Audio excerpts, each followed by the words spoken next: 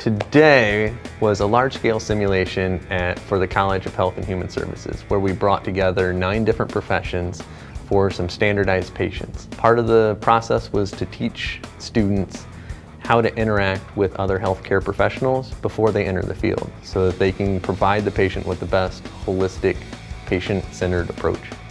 Myself included and other disciplines, we participated in a simulation.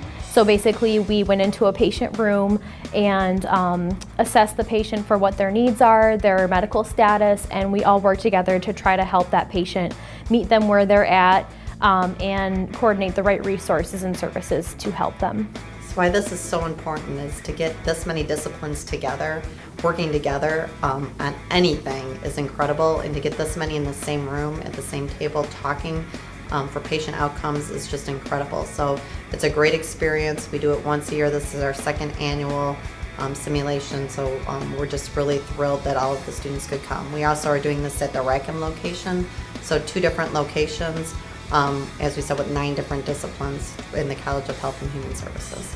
I really enjoyed being able to see what the other disciplinaries do when it comes to a patient's care. There's a lot of things that each disciplinary knows and is perfected through school and studying, and being able to bring all that together to treat the patient is pretty awesome to see.